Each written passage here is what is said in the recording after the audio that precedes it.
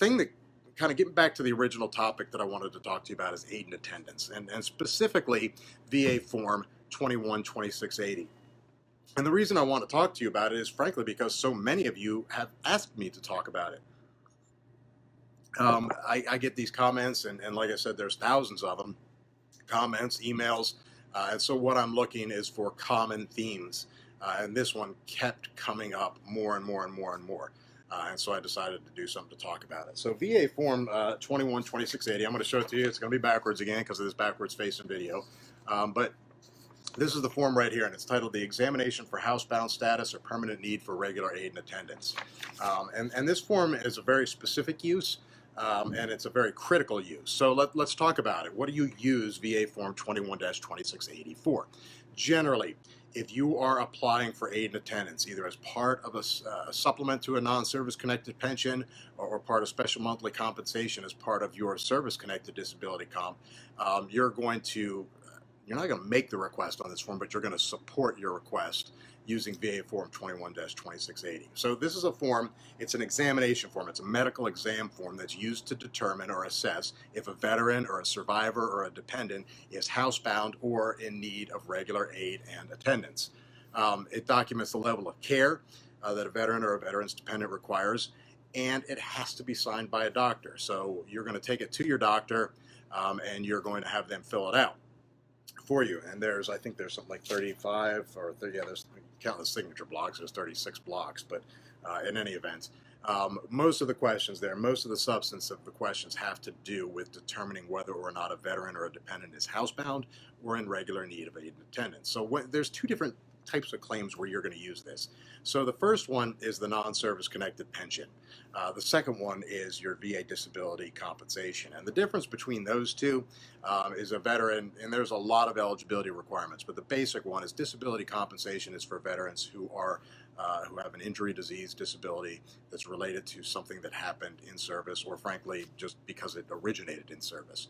The non-service connected pension is available to certain veterans that are low-income veterans whose disabilities are not related to military service, but who are essentially indigent or do not have sufficient funds to survive. And so there's a non-service connected pension. So each of those types of compensation has an aid and attendance benefit and a housebound benefit component to it. For the non-service connected pension, what you've got is you've got three tiers of pension. You've got the first tier, which is just your base pension, and they're all income driven at the non-service connected pension level. But your base level is what everybody's going to get no matter what. The second level is housebound levels. That's the second tier. It's your base plus the housebound. And that basically, you're going to look at questions 32 and 33 on this form, and where it talks about how often or how many days how often per day or week or under what circumstances a veteran can leave the home or a dependent can leave the home or the immediate premises. That defines what is housebound. When your doctor is filling out those forms, you want to be really, really certain that they're using precise and clear language. So that said, precise and clear language is frequency, chronicity, and severity. So if you cover those three topics in any lay evidence or any medical evidence you've made, and use active voice rather than passive, your language is going to be much, much clearer. So the third level of a non-service connected pension is base plus aid and attendance. And aid and attendance basically means that you need the evidence, or you have clear evidence of needing assistance with two or more activities of daily living. That assistance can be from a spouse, it can be from an outside caregiver, it can be at a nursing home or a rehab facility. The aid and attendance can't be at a hospital. Hospital is not considered aid and attendance. So what sort of things are considered aid and attendance? The bathing, showering, toileting, getting in and out of chairs and out of bed, and dressing and eating are the ADLs. Walking is not an ADL for VA purposes. I'm going to look at these other two here. There's two big ones that I see a lot. Meal preparation and stuff having to do with protective environments are not assisted activities of daily living or ADLs.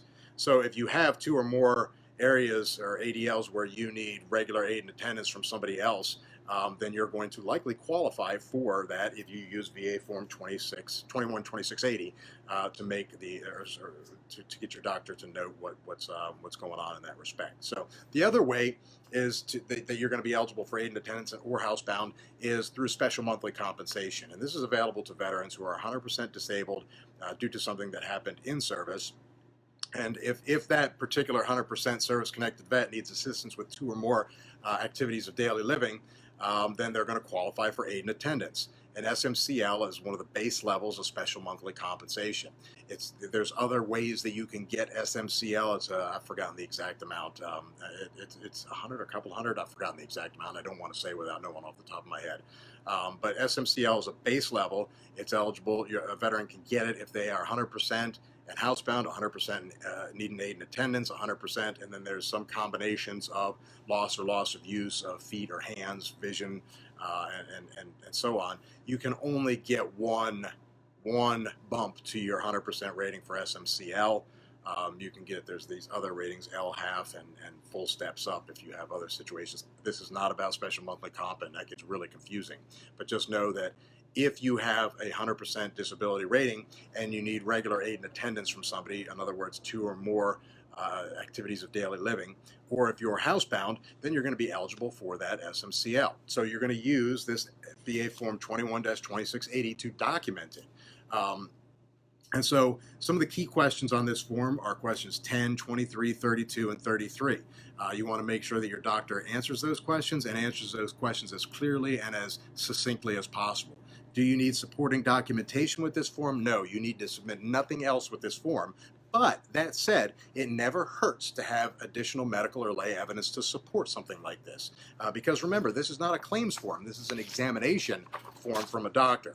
And so having some medical records that support those particular instances of needing assistance with the activities of daily living can be very helpful. I would not send in medical records that have nothing to do with that. It's just going to confuse the VA, and you're essentially creating a haystack for them to have to dig through and find the needle.